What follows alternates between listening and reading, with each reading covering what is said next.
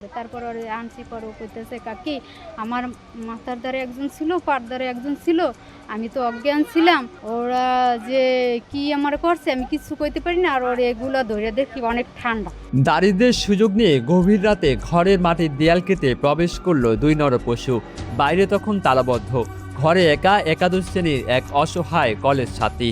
চিৎকার কি পৌঁছাতে পেরেছিল মা আর ভাইয়ের কানে, যারা তখন নদীতে ব্যস্ত ছিলেন রেণু পোনার শিকারে?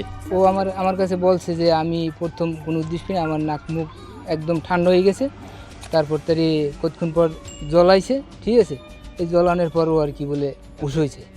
তো উস হওয়ার পর তো ওই চিৎকার মিটকার দিয়েছে। তারপর আমি আইছি, আওয়ার পর তো এইসব দৃশ্য দেখে ওরে আমার ঘরে নিছে।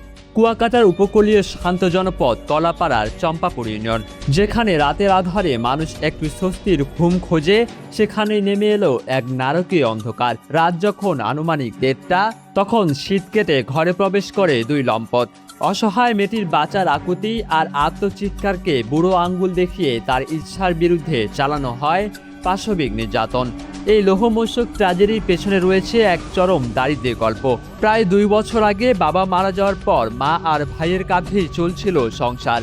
শুক্রবার দিবাগত রাতে জীবিকার তাগিদে একটু ভাতের খোঁজে ওই শিক্ষার্থীর মা আর ভাই তাকে ঘরে রেখে সুরক্ষার জন্য বাইরে থেকে তালা লাগিয়ে চলে যান পার্শ্ববর্তী নদীতে।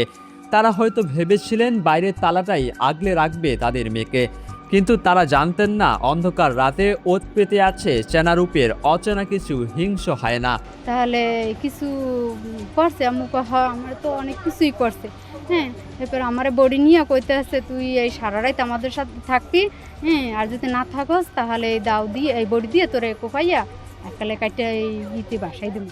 এক পর্যায়ে অবরুদ্ধ সেই ঘরের দেয়াল ভেদ করে যখন মেয়েটির গঙ্গানি আর চিৎকার ছড়িয়ে পড়ে চারপাশের বাতাসে, তখন ঘুম ভাঙে পাশের ঘরের স্বজনদের। তারা লাঠিসোঁটা নিয়ে এগিয়ে আসতেই টের পেয়ে অন্ধকারে মিলিয়ে যায় সেই অপরাধীরা। ভোরের আলো ফুটতেই পুরো চালিতাবুনিয়া গ্রামে ছড়িয়ে পড়ে তীব্র ক্ষোভ। অভাবের সংসারে নদী থেকে ফিরে মা যখন মেয়ের এই অবস্থা দেখেন, তখন তার কান্নায় স্তব্ধ হয়ে যায় চারপাশ। নৃশংস এই ঘটনায় ইতিমধ্যেই নড়েচড়ে বসেছে স্থানীয় প্রশাসন।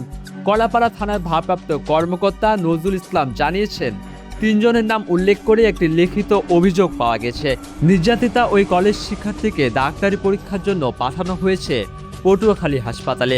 পুলিশ আশ্বস্ত করছে জড়িতদের আইনের আওতায় এনে কঠোর ব্যবস্থা নেওয়া হবে। কিন্তু এই আশ্বাস কি পারবে সেই শিক্ষার্থীর মনের ক্ষত আর সামাজিক টমা মুছে দিতে? আইনশৃঙ্খলা বাহিনীর অভিযানে এই শীতকাটা ধর্ষকরা হয়তো দ্রুত গ্রেপ্তার হবে, এমনটাই দাবি এখন কলাপাড়াবাসীর। কিন্তু সমাজ ও রাষ্ট্রের কাছে এখন একটাই বড় প্রশ্ন, আর কতদিন এভাবে রাতের আধারে অরক্ষিত থাকবে আমাদের বোনেরা? মাহমুদ বিন মারুফ, নিউজ ডেস্ক, ডেইলি সকালবেলা।